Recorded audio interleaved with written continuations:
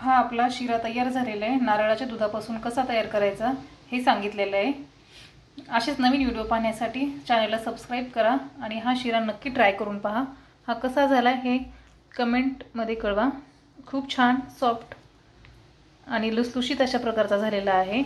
नक्की ट्राय करून पहा।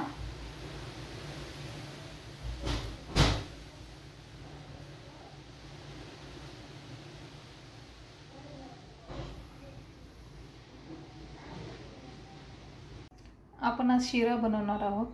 शिरा बनवण्यासाठी लागणारे साहित्य पाहूया। रवा 1 वाटी, ड्रायफ्रूट्स घेणार आहोत, काजू, मनुके, साखर, गूळ आणि बदाम हे पण लागणार आहे आपल्याला। आणि हा ओला नारळ। ओल्या नारळाच्या दुधापासून आपल्याला शिरा बनवायचा आहे। तर हा नारळ आपण फोडून घेऊयात।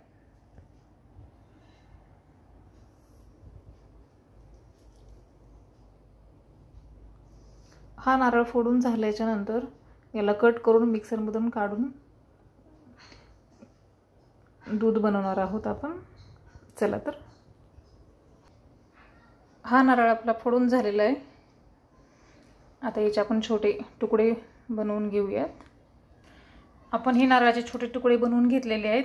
आता हे मिक्सरच्या भांड्यात टाकूयात। यामध्ये अर्धी वाटी पाणी घालूयात। याला मिक्सरला काढून घेऊयात। ह्या मिक्सरच्या भांड्यामध्ये आपण 1 ग्लास पाणी घालून घेऊयात। हे असं छान मिल्क तयार झालेलं आहे, काढून घेऊयात। ह्याला गाळणीने गाळून घ्यायचं। हे आपलं गाळून घेतलेलं मिल्क आहे। चला तर आपण स्टार्ट करूयात।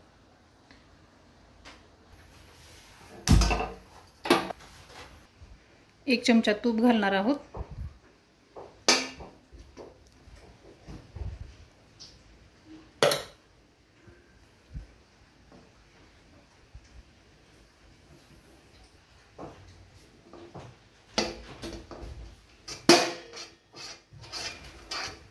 त्यामध्ये 1 वाटी रवा,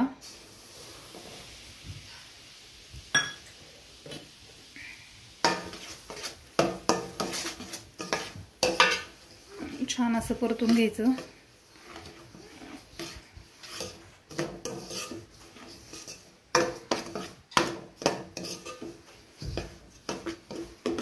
हा रवा जर आपला छान भाजला गेला का शिरा पण छान सुटसुटीत असा होतो।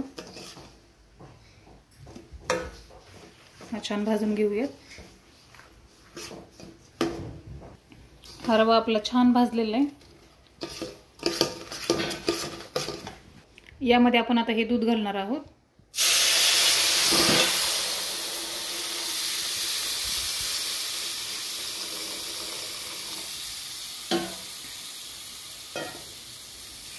हे नारळाचं दूध आपण तयार केलं होतं ना, ते घातलेलं आहे।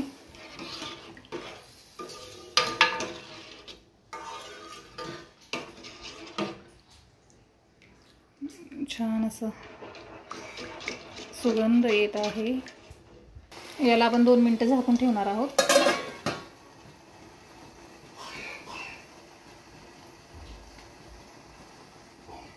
कमी गॅसवर आपण काढून पाहूयात। छान फुललेला आहे। आता यामध्ये साखर, गूळ, ड्रायफ्रूट्स घालून घेऊयात। साखर अर्धी वाटी, गूळ अर्धी वाटी,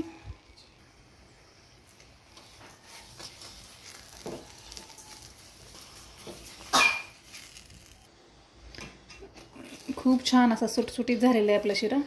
यामध्ये आता आपण ड्रायफ्रूट टाकून घेऊयात।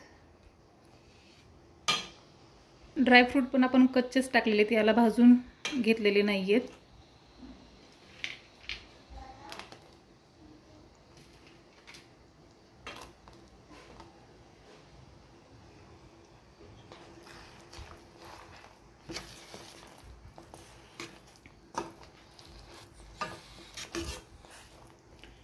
नारळाच्या दुधाचा ह्याला खूप छान असा सुंदर स्वाद येतो।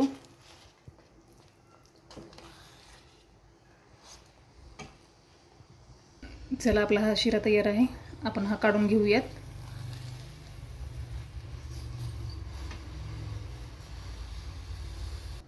हा आपला शिरा तयार झालेला आहे.